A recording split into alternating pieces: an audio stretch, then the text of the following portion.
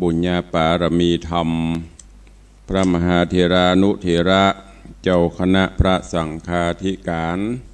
ภิกขุสงฆ์สามเณรจุตนจุองค์โดยความเคารพเจริญสุขเจริญปอนญาติโยมสาธุชนติ่นจองห้องวัดจุหนุ่มเท่าใจยิงขอน้อมต้อนรับทุกท่านเข้าสู่รายการมรดกธรรมกำเมืองดังสถานีวิทยุกระจายเสียงพระพุทธศาสนาแห่งชาติและสังคมคลื่นเพื่อการศึกษาพระพุทธศาสนาและวัฒนธรรมส่งสัญญาณกระจายเสียงจากวัดฝ่ายหินตำบลสุเทพอำเภอเมืองจังหวัดเชียงใหม่ในระบบคลื่นความถี่ FM 104.50 เมกะเฮิรตซ์สถานีวิทยุวัดหนองกายตำบลสันปะยางอำเภอแม่แตงจังหวัดเชียงใหม่ส่งสัญญาณกระจายเสียงในระบบคลื่นความถี่ FM 99.75 102.0 และ 89.25 เมกะเฮิรตซ์สถานีวิทยุบริการสาธารณะวิทยุ CM77 วิทยุอินเทอร์เน็ตล้านนากระจายเสียงในระบบคลื่นความถี่ FM 97.5 เมกะเฮิรตซ์และสถานีวิทยุพระพุทธศาสนาจังหวัดเชียงรายกระจายเสียงในระบบคลื่นความถี่ FM 99.50 เมกะเฮิรตซ์ตลอดจนสถานีวิทยุชุมชนเสียงตามสายหอกระจายข่าวตามวัดวาอารามต่างๆบ่เท่าแต่นั้นก็มีสถานีวิทยุ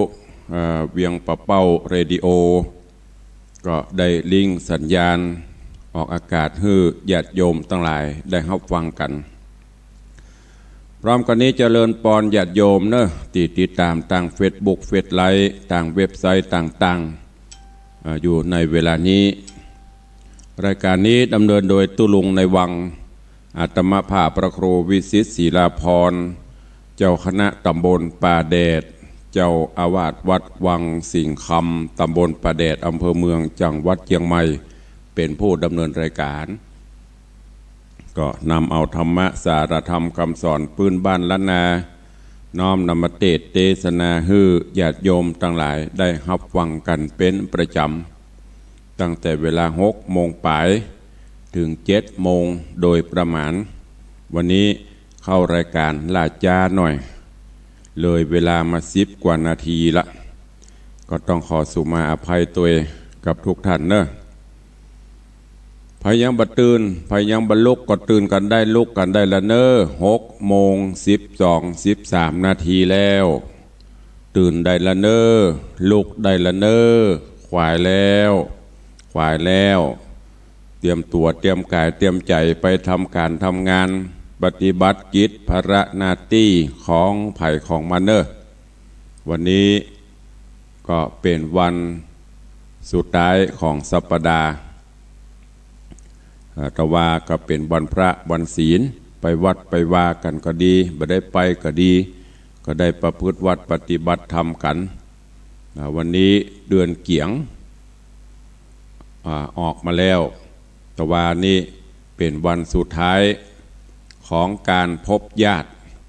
โทษแต่คืนนี้มาเฮามาหอนกันเศร้าเฮาอันยังตุลุงเปิ่นปีกกันโลแต่คืนน่ะไผให้ลุกมาพอพ่องปดโตไอ้พ่องก็เปอะไอ้พ่องก็แหบไอ้พ่องก็แบกไอ้พ่องก็หิว อันที่ยังบ่ได้ปีกเตื้อมได้สักอย่างก็ยังให้อยู่พ่องเนอะไผยังบ่ได้ตาลเตื้อก็ตาลเนอะเปิ้นยังจะพรผ่านอยู่สักวัน2 วันอย่างเฮาฟังเพลงนะกะโยมบาลเฮ้ยข้าขอเวลาแหมสักหน่อยเต้อข้ายังบ่ได้รับอย่างสักอย่างเตื้อ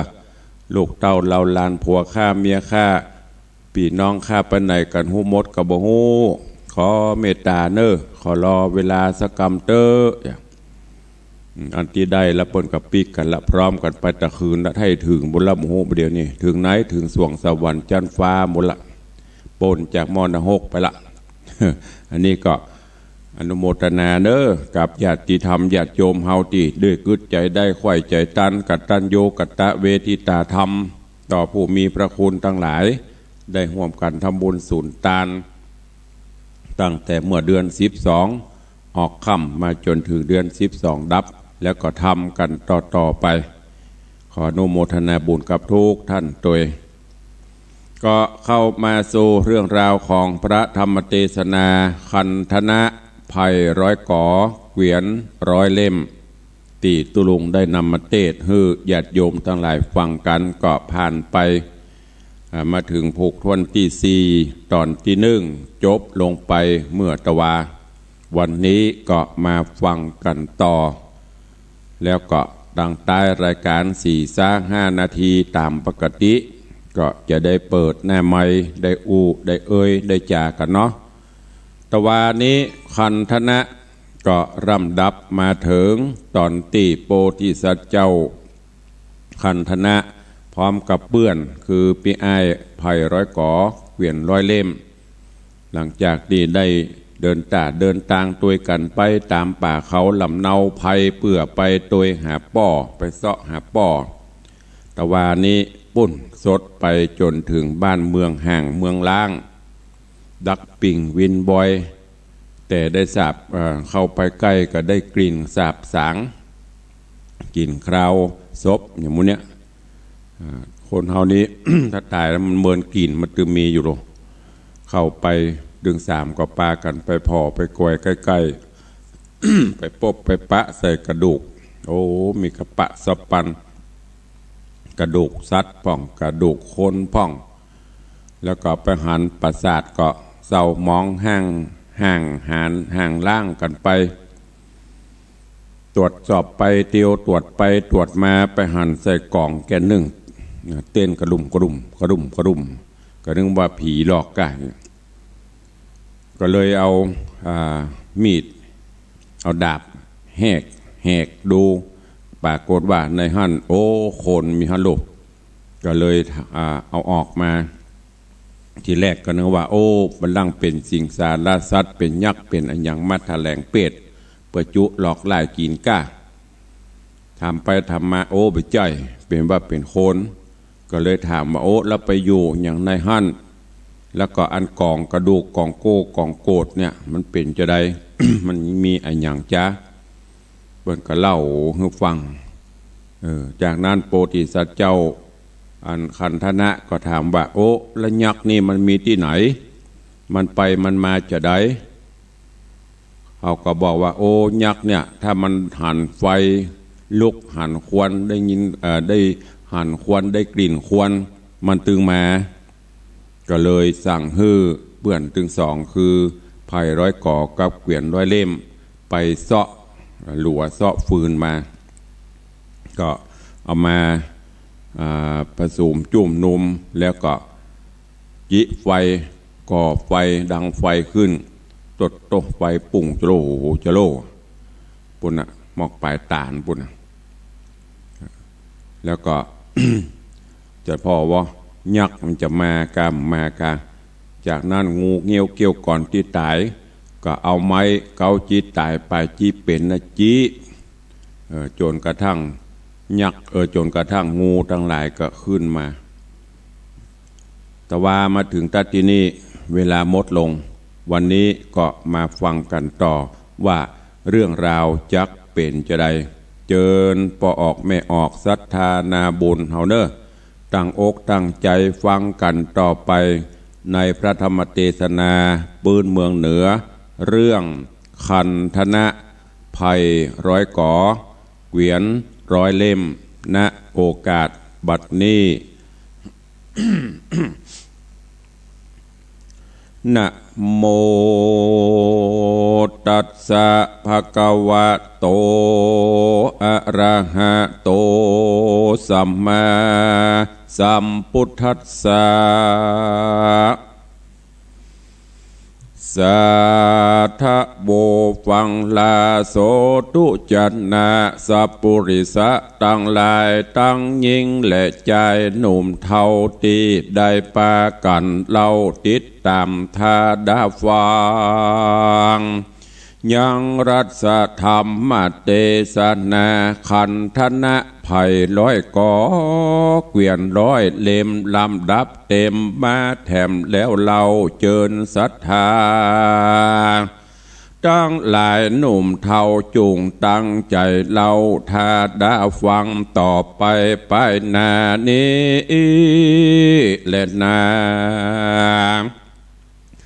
เมื่อนานหนอพุทธาที่ใบก็เอาไม้เต้าวิเศษไม้เต้าวิเศษอันยักเพศเอาปั่นอาตังเก้าพันจี้ใส่งูใต้กองควายสะปานตายกองการดับขาดดับเสียงจาดอินทรีกับมิงหันและนาเทวสังขโยอันว่าเทวดาตั้งหลายมวลหมู่อันรักษาอยู่กู้พิมานก็สาธุการยินดีกับปาลามิตรนอดหนาวที่ได้เข้าภาพศัตรู อันคาบงูที่ตายเจ้าบุญภายไว้วาดฮับมากราดเอาพินมาดีดยินกายเป็นน้ำแล้วก็ดีดซ้ำคาบงูไหลแล้วกับกายเปิดมาเป็นปูปอปูโลงโคงเขตคันยังตายังตั้งมันหันกับตัวเป็นดอยหินผาก็ตั้งก็ยังมีอยู่ต่อเตาบัดนี้แหละนะแล้วหนอพุทธาที่ใบก็เอาไม้เต้าจี้ใส่ดูกยิงใจอันตายดูกกองลายเหลือแหล่ดูกกองแผ่ทมนาดูกสัตว์นานาน้อยใหญ่โดยเตจะลายไม้เต้ากันว่าเจ้าจี้ใส่ก็คืนใดเร็วปานเขาฝูงนั้นจื่นสู่ขัดนิ่งอยู่ในใจว่าเป็นสันใดจะหาย่อมือสาถามเหตุเหือแจงจิตในใจขอได้ไข่เหือหูขอได้อู้ตามรายแดดเตอะนาเมื่อนานหนอโปธิญาณก็ไข่ขานกล่าวอูหือได้หูตามมีหือเจ้าปุรีหน่อยใหญ่หูแจงควายจุประการการพระผู้บานกล่าวแล้วเขาก็ผ่องแผ้วเจยบานสาธุการยินดีปีติมีเกิดต้องยกมือซ่องสาธุการจากกำบานนาว่าพญาและเขาได้เป็นคนเล่าขึ้นมาย้อนปุญญาปาลมีแห่งนอมุนีเป็นเจ้าแล้วปากันกลมเกลาวันตา แล้วก็ปากันกลมเกลาวันตาไข่ขี้ญาเมืองปาลาใหญ่กว้างอันห่างห้างเมินปีย้อนงูขวีไพร่ไตเตี้ยงจักใดเจยบานสุขสำราญเตียงเต้าบ่อโศกเศร้ามองขีย้อนหน่อมุนีตี้ไว้ได้โพดไว้จูโคนก็มีแลนาเมื่อนา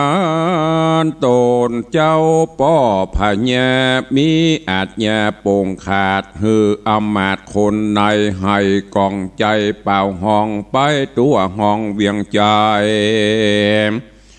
ว่าแต่นี้ไปเมื่อนาบ่เนินจ้าหลายวันเต้าก็จักโป่งปันปุรีหือเจ้าบุญมีหน่วยนาดใดสะเวย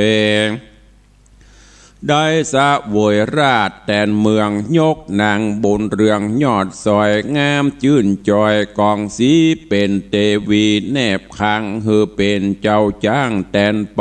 กันวันใจโจกใหญ่มาจอดไหวเถิงแล้วเต้าต้นแก้วผาแย่ก็ฮือนางมานั่งไกลเจ้าหนอไทยกันธนราชก็ฮือนั่งเหนืออาสนะแล้วโอษาพิเศษอดิเรกเป็นพญาโตนราชาป้อเต้ามัดมือกล่าวกามไปว่าจงได้สุขใจสำราญอย่ามองผ่านโศกเศร้าอยู่เตียงเต้าตีขาจงได้ป้ากันแต่งสร้างฮือเมืองกวางเรืองไรฮือไพรไตรหนุ่มเทาสุกย้อนเจ้าแดดเตอะว่าอันเมื่อนั้นหนอโปธิญาณบนสมปานมากกวางก้อนเป็นเจ้าจ้างปุรีหนอบมุนียอดซอยก็ตั้งอ้ายร้อยก่อน้อยนาดเป็นอุปราชราชาฮือพ่อแม่ปิตาหน่อเจ้าฮือได้เข้ามาอยู่ในเป็นโปสะไรโฮมกวางกึดอันสร้างสาปะการสุขสำราญยื่นจอยแก่หมู่ไพร่น้อยคนนาย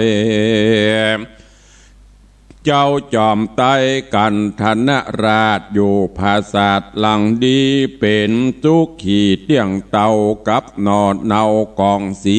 ก็มิงหันเล็ดนาการมีผู้โจตนา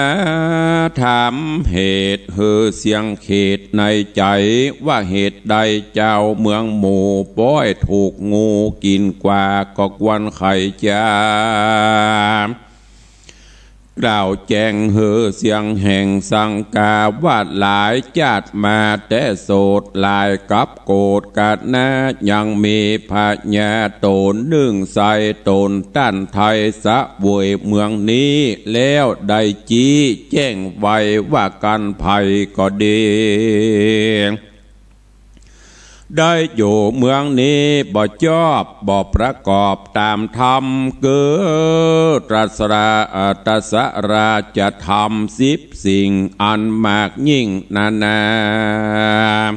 ขอเฮือปากันวินาศเข้าบ่วงบาดชิบหายปากันตายวำไวแดดเตอะว่าอันต่อจากนั้นนานมาก็ยังมี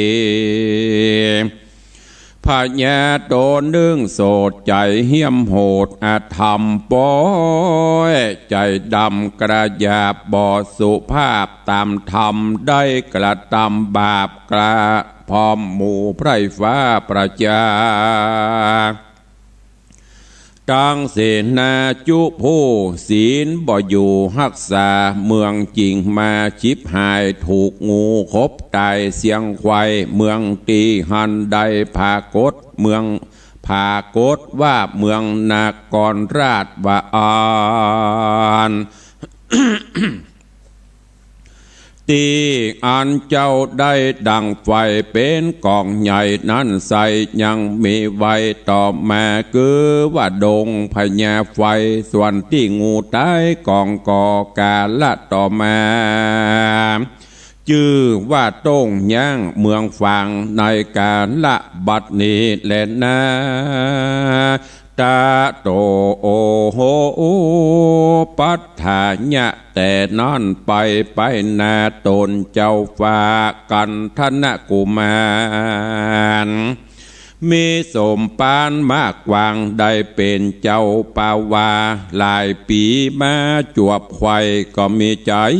กึดสอดถึงตนยอดปิตาจากเป็นผู้ได้นาไปแจงเจ้าจริงแสงบอกเล่านางนอนเนากองสีว่าจงอยู่นี่ปารา กับสองขาพ่อแม่จงอยู่แก่เจ้าพระจาได้โอดสาอยู่เฝ้าเป็นเต้าเจ้าเวียงใจ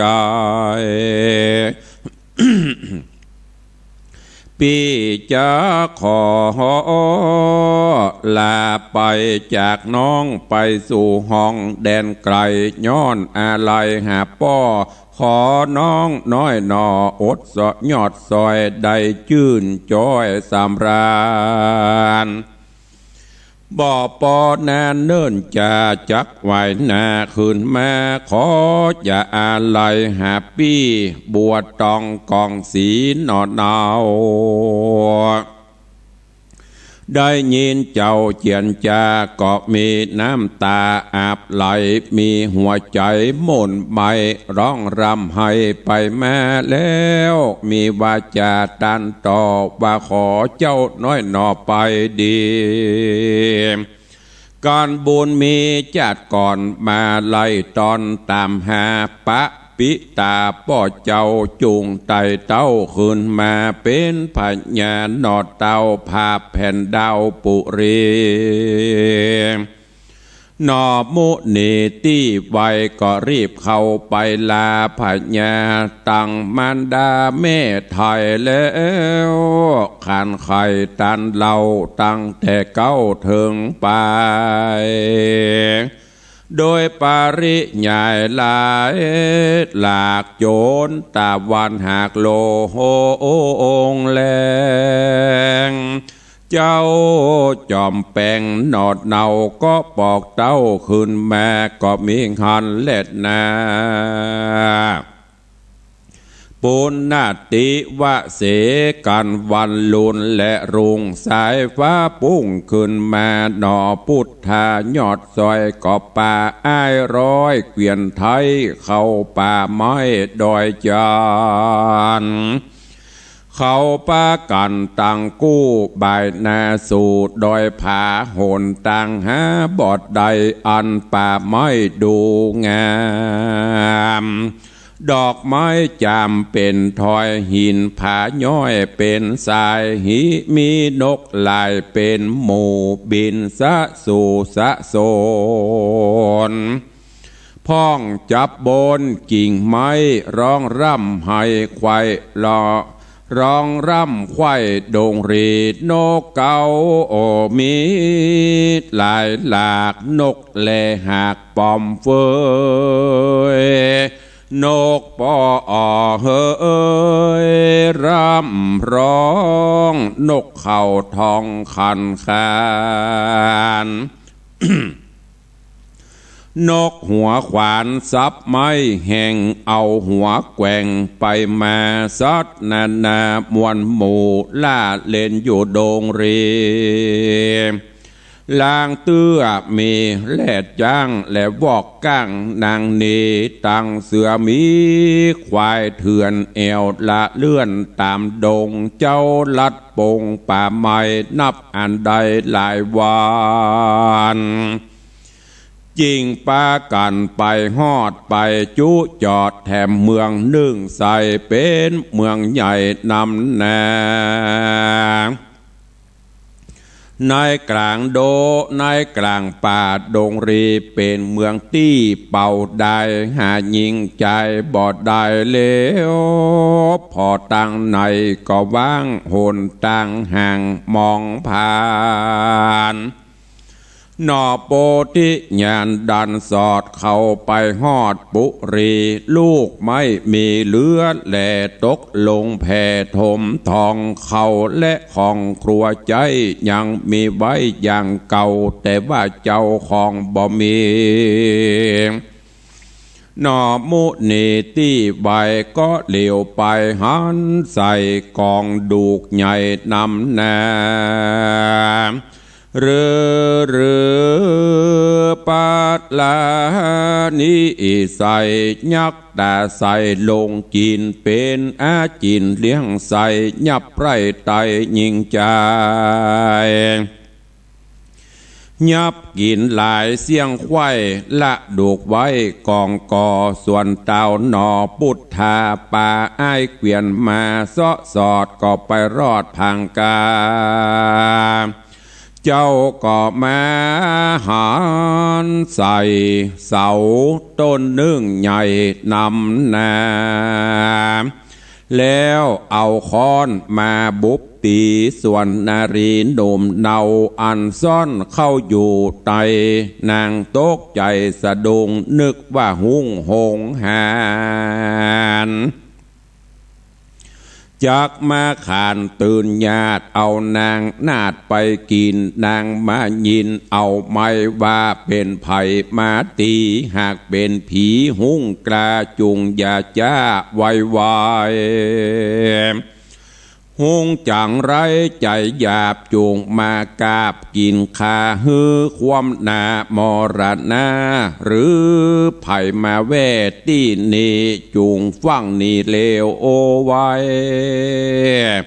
บ่อันได้หุ่งจักแม่หนอพุทธาที่ไว้ยินกำไข่ออกมาก็หูโดยพญาต้นว่าเสาต้นนี้นามีคนอยู่เจ้ากลิ่นกูเรียวปันถอดก่อนวันออกใบถอดก่อนวันออกใบก็หันนางในหนุ่มเดางามบ่เศร้ามีสลี ซ่อนอยู่ที่เสาใหญ่เจ้าจริงได้จะถามว่าดูระยิ่งลำหนุ่มนาวตัวแห่งเจ้าสั่งซ่อนลีอยู่ในที่กวางเสานำแห่งเจ้าจือสันได้สายวงใหญ่พ่อแม่ไปลีแต่หนนายนางจูงไขบอกเหตุเฮอแจงเจตเป็นมานางจริงจะตอบทองว่าตัวคาน้องคาอาจว่าตัวน้องคานี้ก็หากมีชื่อว่าสิ่งคำว่าอันเป็นลูกนอจันพญาเจ้าภาพฟ้าตะวันดีในเมืองมีหงหานมาลายผ่านผาไพรฟ้าป้อแห่งคายินกัวก็เอาตัวน้องไทยซ่อนเข้าไว้ในกวงสาวพ่อแม่เจ้าไปไหนหรือจักตายหมู่หมู่ก็บ่หูได้เล็ดนะแล้วนางก็มาจะถามต่อใจรำหนุ่มน้าเอาว่าพี่เป็นเจ้าว่าพี่เจ้าเป็นไผลูกที่ไกลหรือที่ไกลมาหรือเป็นอินตาหนอเจ้าฟ้าลงแหล่งลาลงมาหรือยักษ์ขาปลายเพศแถลงเป้แต่งนาหรือเตวบุตตา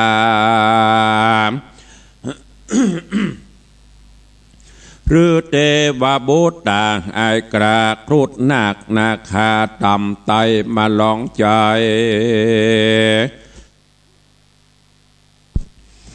มาลองใจขานีขอจูงก่าวจีตามมีหนอมุนียอดซอยก็ตอบถอยกำจาว่าดูราชนางนาฏไทยปีนี้บ่ใจอินตาหรือยักษ์ขาปลายเพศทะแหลงเป็ดเป็นมาหรือเทวบุตตาอาจกราหรือครุฑนาคาต่ำไตปีนี้ก็ใจมนุษย์สาและนาแล้วหนอพุทธาองค์อาจก็อุ้มเอานางนาฏออกมาก็มีวาจาต่อถอยกับนางนาฏน้อยจอมขวานว่าโหงหานใจหยาบมันจ้างมากราบโคนเมื่อยามใดนางก็ไขบอกเราว่าหุงเท่าจักเบียนคุยก็บ่มียามได้ การหันไฟก็มาเฝ้าสักกากาบกินคนเตียวดินลุ่มไตกินปอดใส่เครื่องในละดูกไว้ถมนาต่างสู้ตัวกันนอพุทธาหูเรื่องถอยจริงหือไอ้ร้อยเกวียนนอไทยหาลัวมาก็ไว้สัก3 เต้าเจนตานเพื่อเผาลานลูกใหม่เพื่อจะใครฮือหุงแม่ก็จักฆ่ามวยมอดเจ้าเมืองยอดตะวัดดีจากสุขขีเที่ยงเต่าคนหนุ่มเท่าหญิงใจจากสบายทวนนากันเมื่อนานไอ้ร้อยเกวียไอ้ร้อยเกวียนนอไทยก็เข้าป่าไม้ดงนาแล้วเอาหลวงมาก่อไว้ลัวกองใหญ่นำนาหากจากว่า3 เจนตานบ่จ้านานเต้าใดก็ดังไฟเผาไหม้แล้วแสงไฟก็ลุกแยงไปตัวแห่งเวียงใจตะตาในกาละนอนอันว่าพญาแทนใจบาปกระทำบาปอย่ากระทำกรรมหยาบนา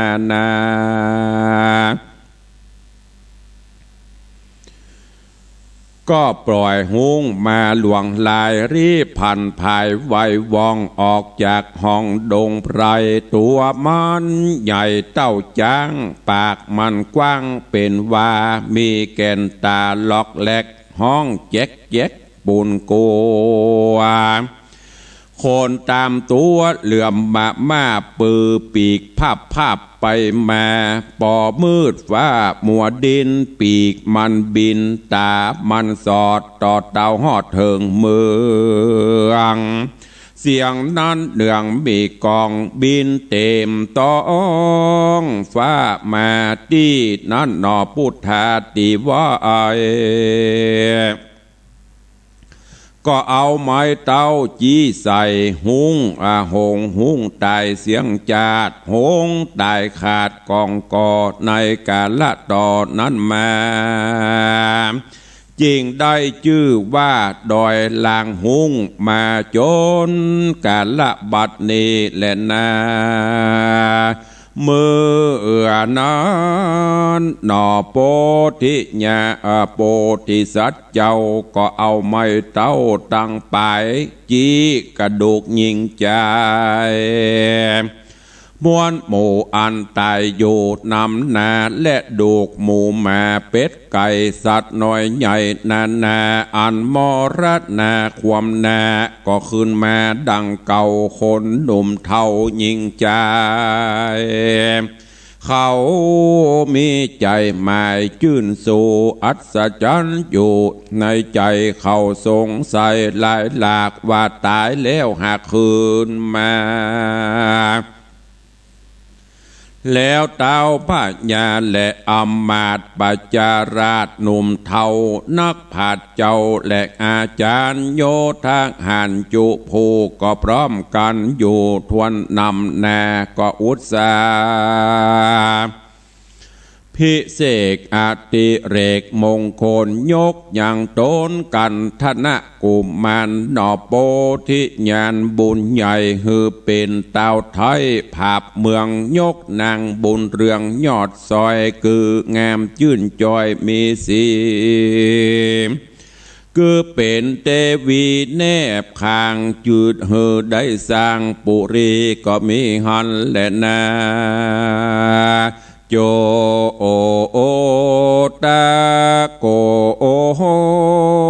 กันมีผู้มาโจทนาธรรมไทยว่าเหตุใดหงหานจริงมาพรานเขาตั้งลายฮือเขาตายอัญจาผู้จักมากล่าวทองฮือแม่นจ้องตามธรรมกวนกล่าวกรรมดังนี้ชาติก่อนกี่เดิมมายังมีพญา ต ตนนึ่งใส่หากบาปใบปาราเต้าพญายศใหญ่บ่เกิดไข่ต่างบุญบ่เกิดหนุนต่างบาปบุญบ่หาบบาปบ่เอาอยู่ตามเก่าธรรมดาศีล8 5บ่รักษา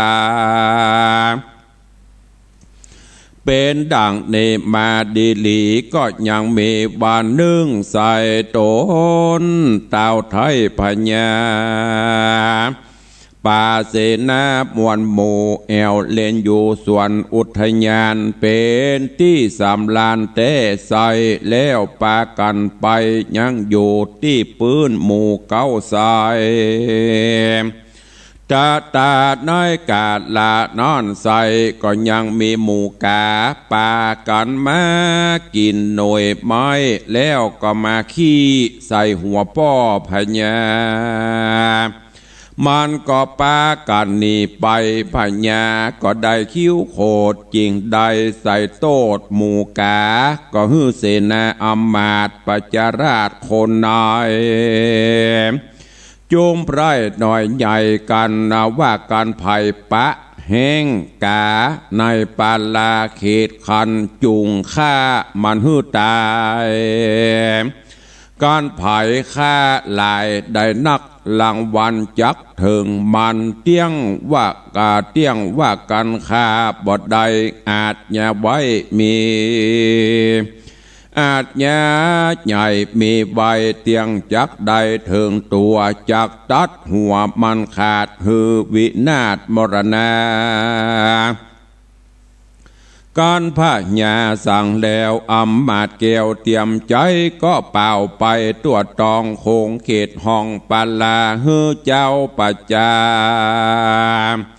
เจ้าเมืองข้าแห้งกาเจ้าปาลาหน่อยใหญ่ภัยอยู่ในเกาะคายังแห้งกาในเขตคันก็มีหันแลนาเนติตังขีญาสังวันนาวิเศษจาห้องเหตุธรรมเทศนา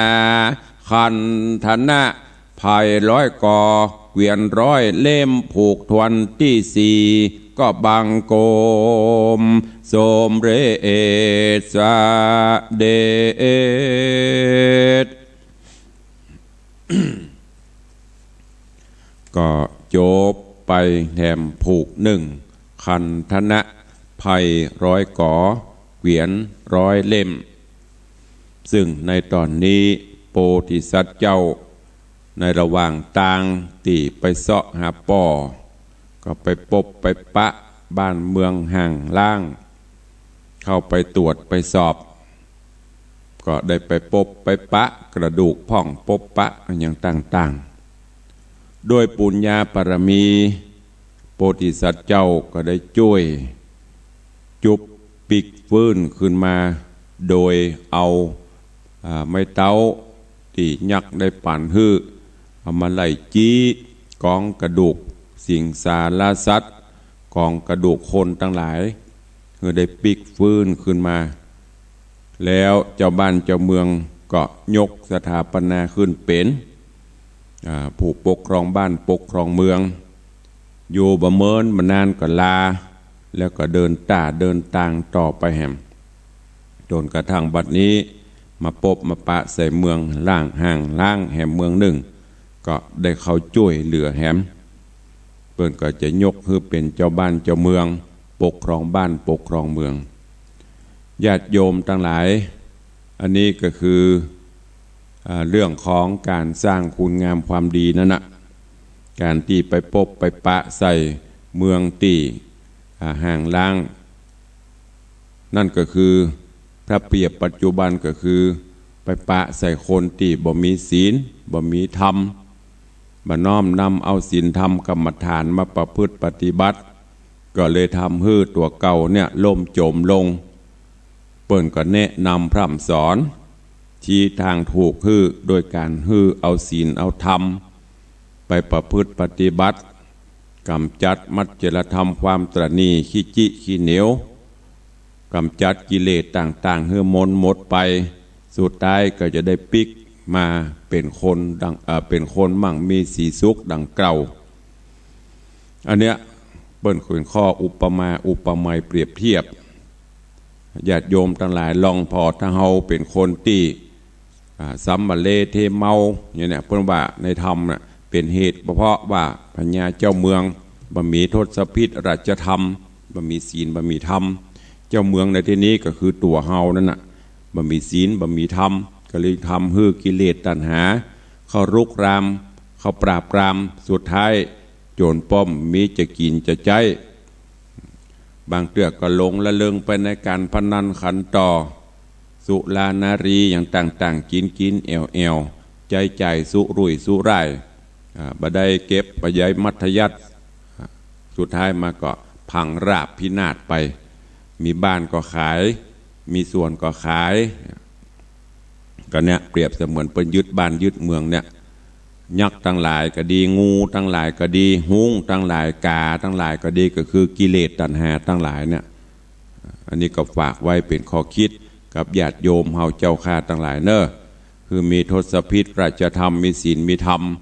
น้อมนำมาประพฤติปฏิบัติก้อยแกะก้อนไกเอาไม่ได้หมายถึงว่าจะต้องเอาปุ๊บปั๊บกำเดียวเพื่อเป็นอรหันตาองค์พระผู้มีพระภาคเจ้าของเฮาได้ปั่มเปงปารมีธรรมมาหลายชั่วหลายกับหลายกันกว่าที่เปิ้นจะได้ตรัสรู้อนุตตรสัมมาสัมโพธิญาณเฮาเจ้าข้าทั้งหลายยังได้เต่าเศษเสี้ยวผงธุลีเปิ้นแต่เฮาก็ต้องก้อยแกะก้อยโปะปัดก้อยประพฤติปฏิบัติไปมันก็ก้อยสะสมไปอย่างประวัติน้ำยศน้ำหยาดน้ำย้อยกำยศกำหยาดเนี่ยมันก็ยังหูเต็มถัง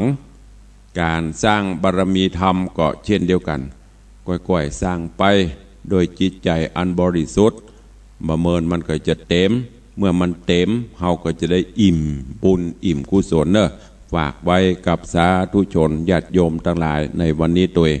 วันต่อไปก็ก้อยฟังกันเนอะยังบรรจบเชื่อในเรื่องของคันธนะไผ่ร้อยกอกเกวียนร้อยเล่มก้อยติดตามฟังกันไปกูเจ้าตั้งแต่เวลา6 โมงถึง7 โมงยกเว้นพี่น้องเจียงไฮ้ที่ฟังจากวัดพระแก้วอันนั้นฟังกันเมื่อค่ำยำคืนเป็นเทปรายการไปออกเนอะก็ต้องขออนุโมทนากับญาติธรรมญาติโยมปออกไม่ออกศรัทธาทั้งหลายได้ติดตามรับฟังตุลุงเทศมาโดยตลอดบอกว่าจะตั้ง104เฮานี้บอกว่าจะเป็นเครือข่ายหรือบอกว่าจะเป็นตั้ง96และเครือข่ายก็ฟังกันมาโดยตลอดอนุโมทนาบุญขอบคุณกับทุกท่านมาณโอกาสนี้เนอะก็เข้าสู่โหมดใต้รายการวันนี้ก่อนที่จะได้เปิดหน้าไมค์อูจ๋าก็ขออนุโมทนาประชาสัมพันธ์ข่าวสารคือกับญาติโยมศรัทธาเนอะในวันที่19วันพุธวันเสาร์ที่19เจิญญาติโยมทั้งหลายเนอะร่วมงานทำบุญประจำปีแล้วก็งานทำบุญอายุวัฒนมงคลของท่านเจ้าตุปีสุชินวุฒิธรรมโมที่วัดป่าซักหลวงตำบลสำรันราชอำเภอดอยสะเก็ดจังหวัดเชียงใหม่เนอะก็ไปร่วมกินร่วมทานโดยการที่วัดป่าซักหลวงวันพุธตุลุงก็จะไปเวลาประมาณ9 โมงปะกันใครอยู่หั่นใกล้หั่นบ่ได้มาในวังกับไปปะกันที่ปูนก็ได้เนอะที่วัดป่าซักหลวงตำบลสำรันราชอำเภอดอยสะเก็ดวันพุธงานทำบุญประจำปีของเปิ้นก็กินห้วยตันเติงกันเปิ้นนิมนต์ก็จะได้ไปโปรดเมตตาตัวในส่วนของงานบุญกฐินสามัคคีที่วัดฝ่ายหินสถานีแม่ข่ายลักเฮาเนอร์วันที่17 ตุลาคมก็จะมีงานบุญกฐินของวัดฝ่ายหินซึ่งกฐินของวัดฝ่ายหินนี้ต่างมหาวิทยาลัยเชียงใหม่ซึ่งได้ให้ความอุปถัมภ์บำรุงมาเป็นประจำ ก็จะได้นำปาญาติโยมตอดถวายเนอะท่านผู้ใดจะร่วมโมทนาบุญก็เจิญได้เนอะสมทบบุญกฐินสามัคคีตอดถวายที่วัดฝายหินที่ตั้งสถานีวิทยุเฮาเนี่ยในวันที่17ตุลาคมพุทธศักราช2563ที่จะถึงนี้ก็แหมเดือนเนาะแหมเดือนเพราะว่าแหมทราบ9 วันหรือว่าเดือนนี้ก็จะถึงเวลาแล้วก็ทางวัดหนองกายก็เช่นเดียวกันก็มีบุญกฐินแต่วันที่เท่าใดนั้นท่านอาจารย์พระครูเพิ่นยังบ่ได้ส่งรายละเอียดมาให้เตื้อก็จะได้แจ้งให้ญาติโยมทั้งหลายแห่งกรรมส่วนที่วัดวังสิงคำก็กำหนดการไว้วันอาทิตย์ที่25ตุลาคมพุทธศักราช2563อันนี้ก็สามัคคีร่วมแรงร่วมใจญาติธรรมช่วยกันตามจิตเจตนาศรัทธาเพราะปีนี้ไม่มีใครจับจองเป็นเจ้าของกฐินก็เลยเป็นกฐินสามัคคีร่วมกันแต่ก็บ่แน่เตื้อแล้วแต่บุญญาบารมีหากมีเศรษฐีใจบุญในทุนใจดีมีผู้ใจบุญใจกุศลมาจองเป็นประธานตอดถวายเฮาก็จะยกของเฮานี่ไปห่วมเปิ้นดังที่ตุลุงได้บอกไปเนอะขออนุโมทนาท่านผู้ใดจะร่วมโดยก็เชิญได้และเจ้าวันนี้ก็อนุโมทนาบุญขอบคุณท่านที่ห่วมบุญกุศลในการปิดทองพระเจ้าเนอะมีได้เข้าร่วมมาก็ส่วนมากก็เป็นศรัทธาวัดวังสิงคำเฮานี่คน10 แผ่นพ่อง20 แผ่นพ่องอันประกอบไปด้วยแม่อุ้ยเขียวหรือว่าแม่อุ้ยมอนเขียวตะนัง10 แผ่นนางสาว4,000ตะนัง10 แผ่นนายสุทัศน์นางอัมพรปวนคำตื้อ10 แผ่นนายเอกชัยปวนคำตื้อนางสาววชิราพรเมฆะ10 แผ่นนายนัทพิชัยปวนคำตื้อ10 แผ่นอันนี้ลูกหลานของแม่อุ้ยมอนเขียวตะนังรวมก็50 แผ่นขอบคุณกับโยมสินชัยใจเขียวแม่ขาน้อยเนอะรวมโมทนาบุญ10 แผ่นป่อมนัดแม่บัวคำรังสรรค์20 แผ่นป่ออุ้ยมอนบุญมาหรือว่าป่ออุ้ยมอนขันสัตตุลศรัทธาผู้เฒ่าผู้แก่อุปถัมภ์บำรุงวัดวังสิงคำเฮานี้ก็ร่วมโมทนาเป็นเจ้าภาพปิดทอง50 แผ่นแล้วก็มีนางวันเพ็ญหรือว่าโยมวันเพ็ญนางสาวละพัสดาบุตรชาลีศรัทธาวัดวังสิงคำวันนี้เหมือนกันก็50 แผ่นขออนุโมทนาบุญตัวเองแต่ว่าก็มีโยมแม่เกี่ยงคำรุ่งไพโรธพร้อมคณะญาติธรรมอันมีโยมแม่ชีจิตพันนีอู่ทองก็ได้มาร่วมโมทนาบุญตัวเองน้อมถวายมาตัวเองก็มีแม่ถนอมศรีมหาวันพร้อมครอบครัวบ้านป่าไม้แดงแม่โป่งเนอะร่วมโมทนาบุญ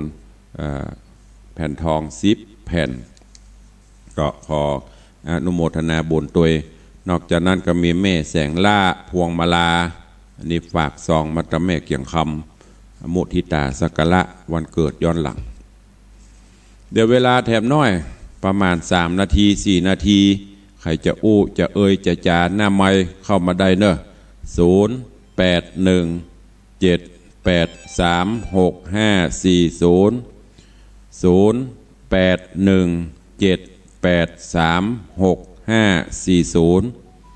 ใครจะอู้จะจากับตุลุง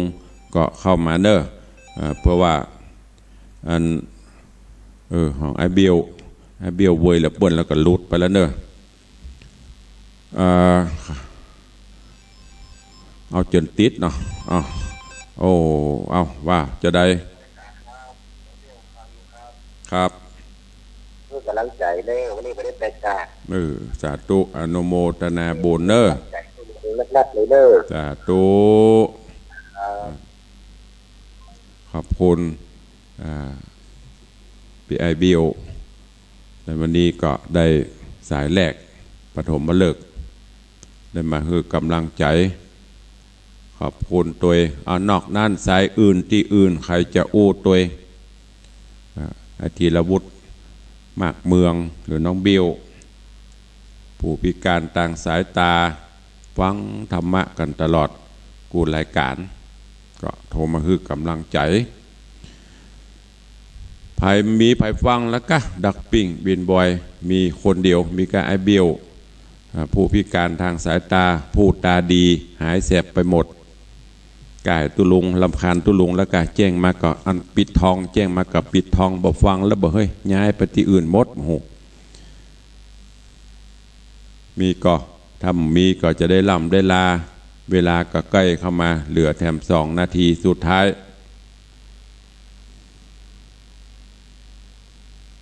วันนี้ก็คืมอยู่เนอะฝนฟ้าก็บ่แน่จะตกมันตกโหเอาเด็กหญิงเหรียญทองว่าจะได้จะเลินปอนมาตึงหน้าเก่าหน้าใหม่ตึมมีตุลุงมีหมู่เก่าๆหมู่ใหม่เปิ้นฟังเปิ้นก้ายตุลุงขี้ค้านได้ยินว่ะแจ้งมาก็จมไม่หรอหมู่เก่าๆนะเลยบ่ฮับสายละมันถึงโชว์ชื่อขึ้นมานี่แม่จันดีเอาบัตเตดกับวันน้องบัตเตดก็ถามถ้าลองได้วันได้จะลองย่างนะถ้าลองย่างในปอดโทนอนอยู่กับห้องตุลุงบัตเตดกะนะลองเขาเตดไผ่อูดตัวตุลุงอูสะโคนดักปิ้ง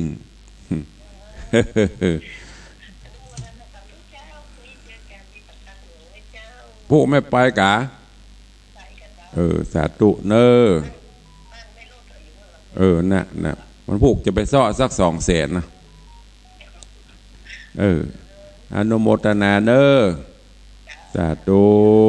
เอาละเนาะวันนี้เวลาหมดเวลาขอนำรายการจากญาติโยมศรัทธาไปก่อนเนาะมี2 สายเทพบุตรเหียสายเทวดาเหียสายปุ่นตัวกันไปฟังท่านพระครูอภิวัตรปุณกะก็บ่เป็นยังมีกำลังใจแค่ไหนก็เอาแค่นั้นเนาะเอาละหมดเวลาหมดจากกันแค่ก่อนก้อยปะกันในเจ้าวันต่อไปอยู่ดีมีสุขเหมือนกันจุตนจุองค์จุผู้จุโคนเนอจัตตาโลธรรมาวัตันติอายุวันโน